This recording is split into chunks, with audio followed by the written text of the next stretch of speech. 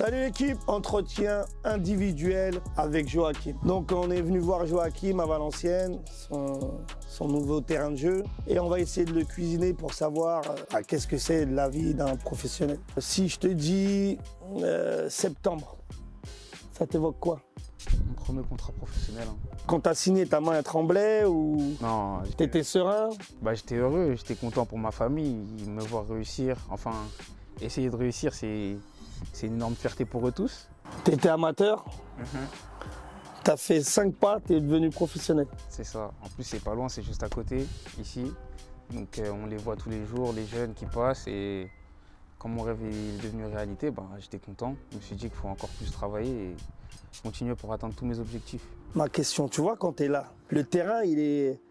Allez, t'as 5 pas à faire. Ouais, c'est juste à côté. Mais est-ce que c'est pas les plus durs à faire? Si, c'est les plus durs. J'ai vécu ma première titularisation ce week-end. Le week-end dernier. Juste avant, je faisais que des groupes et j'étais tout le temps sur le banc. Je n'étais jamais rentré encore. Et tu vois que c'est compliqué, qu'il faut se battre, il faut travailler tous les jours, il faut être attentif à l'écoute et être prêt à n'importe quel moment. La semaine dernière, j'étais revenu jeudi de sélection et jeudi, on m'annonce que je devrais commencer le match. Sélection, quand tu dis sélection, tu parles de quelle sélection? Équipe nationale U18 française. Équipe nationale?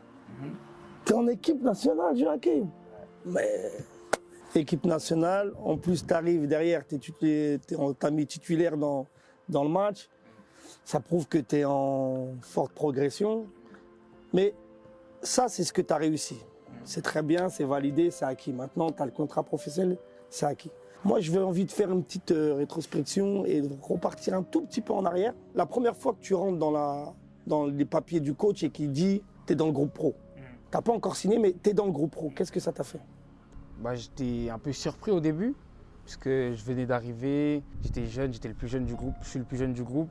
Je m'entraîne tous les jours dur et voir que le coach il me fait confiance, il se dit qu'il va s'appuyer sur moi peut-être. En me mettant sur le banc, tu prends des joueurs en qui tu as confiance, en qui tu prends des joueurs fiables.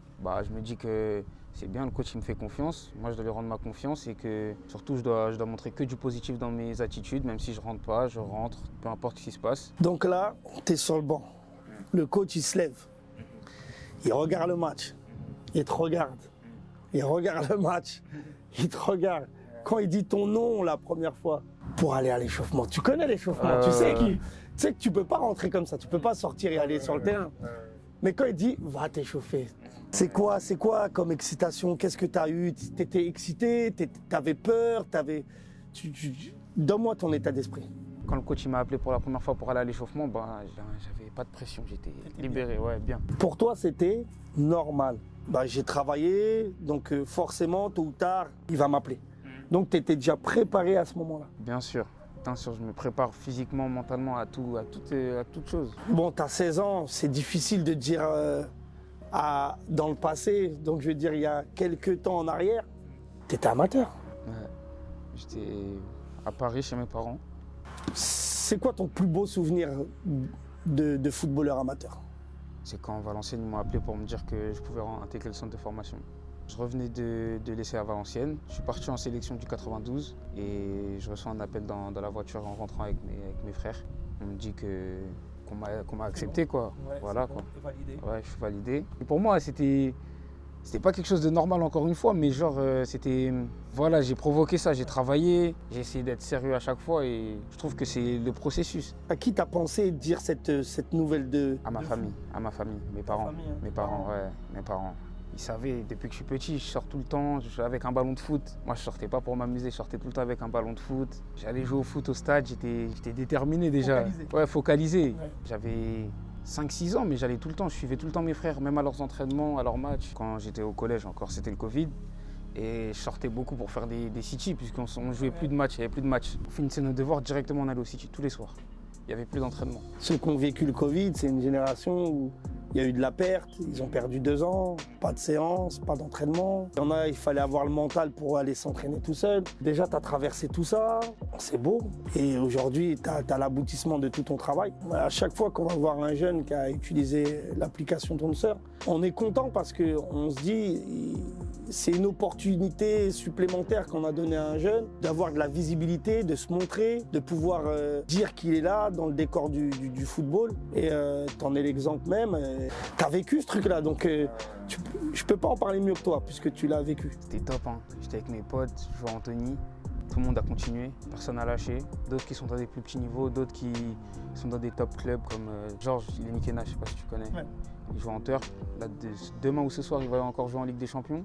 Après, j'ai encore des potes qui continuent à se battre, Anthony, qui continuent à travailler et à bosser. C'est ça qui me fait par-dessus tout plaisir. C'est le plus important, genre prendre du plaisir, continuer de progresser et s'amuser. Maintenant, il y a un petit jeune qui est déjà là, en train de te bousculer. Hein. Tu le vois pas encore, mais il veut ta place. Ouais. Parce que là, tu es en train de parler à quelqu'un là, qui va t'écouter et qui est déjà en train de dire moi aussi, je veux aller prendre sa place. C'est tout ce que je lui souhaite, de venir me titiller au maximum. Moi, je vais essayer de le titiller au maximum aussi. Et le football, c'est comme ça. T'es un compétiteur en fait. Moi, je suis un compétiteur. Genre, c'est ce que j'aime.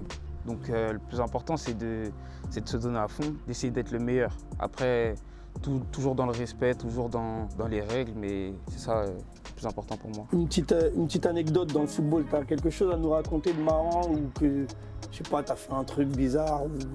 La veille de ma première, j'ai mis des réveils à 4 heures. À 4 heures pour me lever, pour être sûr d'être debout. Ah, tu voulais pas louper. Je ne veux pas être en retard. Le jour de ta première titularisation, tu ne peux pas être en retard. Donc tu t'es réveillé un peu fatigué quand même. Parce que tu n'as pas le temps de sommeil. Tu n'as pas dormi comme tu dors d'habitude. Déjà qu'il y a l'excitation à 4 heures, je me lève. Vas-y, 4 heures, on est encore fatigué. Je me rendors. Le réveil de 5 heures, il sonne. Après, j'arrive plus à dormir. J'ai des réveils à 4 heures quand même. C'est ça l'anecdote que je vous partage. Non, mais c'est une bonne anecdote. Ça veut dire que tu voulais pas louper. Quoi qu'il arrive, tu voulais pas louper ce moment. C'était ton moment. C'était mon moment. Je voulais être au rendez-vous. Ouais. Je pense que dans le foot, c'est ça le plus important. Être sérieux, respecter et anticiper toute éventualité. Ça se trouve que tu n'es pas convoqué le samedi. Ça se trouve que le week-end d'après, on va te dire que tu seras titulaire. C'est vrai. C'est ce qui m'est arrivé. Tu n'es pas convoqué. Le week-end d'après, on peut te dire que tu es titulaire. Ça se trouve là, tu as été titulaire. Le week-end d'après, tu peux encore ne pas être convoqué, mais il faut toujours être concentré, toujours respecter, toujours se donner à fond. Le centre, t'aimes bien, c'est la vie que tu voulais, vivre du foot le matin, l'école, le foot, l'école. Tout ce que tu fais, c'est foot. Parce que tout le monde parle que de foot. Et ouais. Quand on est avec des footeux, il n'y a que du foot. C'est à ça que tu t'attendais, c'est ça que tu voulais, c'est dans ça que tu voulais rentrer. Pour arriver là où j'ai envie d'aller, c'est ça. Et c'est ça que, en vrai, je voulais faire depuis que je suis petit. Depuis que je suis petit, tous les week-ends, j'allais voir mes frères. J'étais tout petit, hein, j'allais les voir tous les week-ends. Même aux entraînements, j'étais là souvent. C'est ça qui me faisait vivre, quoi. Le foot. Le foot. Ah, rien que le foot. Rien que le foot, hein, j'ai pas fait d'autres sports. T'es en équipe de France. Qu'est-ce que c'est l'équipe de France? Parce que je crois que les gens qui sont à l'intérieur, ils savent pas c'est quoi l'équipe de France. Qu'est-ce que ça représente l'équipe de France pour... Comment ça se passe? Explique-moi comment les gens ils sont avec toi. Raconte-moi. L'équipe de France, c'est trop une fierté. C'est une fierté incroyable. Tu te dis que tu représentes ton pays, chanter la Marseillaise, porter le maillot. À chaque match international, c'est incroyable, vraiment. C'est ce que je souhaite à tous les jeunes qui m'écoutent et qui nous suivent. Tu kiffes? Ouais, je kiffe. Tu kiffes ta vie. Et donc quand tu portes le maillot de l'équipe de France fièrement comme ça, là, la Marseillaise est retentie. Incroyable. Nous, on a l'occasion de la chanter. On n'a pas l'occasion de la vivre. Ça veut dire quand tu entends toutes ces personnes chanter ça, ça doit te galvaniser, ça doit te... Incroyable, incroyable. À la finale de l'Euro, là, cet été, j'ai failli pleurer. Et pourquoi t'as pas pleuré? Parce que là, trop fier.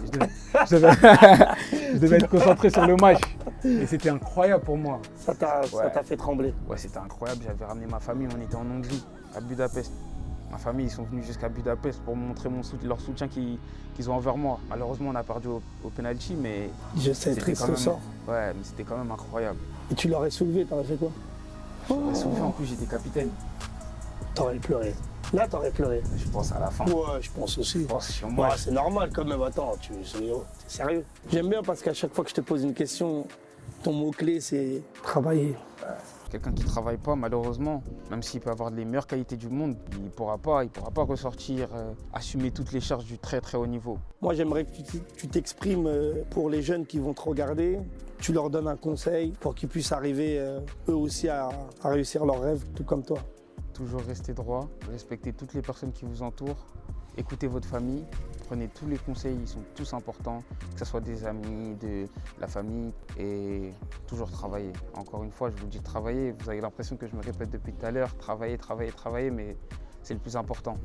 C'est ça qui permet d'arriver au très haut niveau. Joachim, pour cet entretien. Je tiens à te remercier. Merci pour ton honnêteté et ta franchise. C'était Coach RT avec Joachim. Hein. Très grosse personne, petite en âge, mais costaud en expérience. Il fait preuve d'une grande maturité et j'espère que vous allez savoir saisir tout ce qu'il vient de vous dire. Je compte sur vous pour que vous soyez le prochain. Ton sœur, télécharge l'app, rentre tes stats, on te surveille. Ciao. Ciao.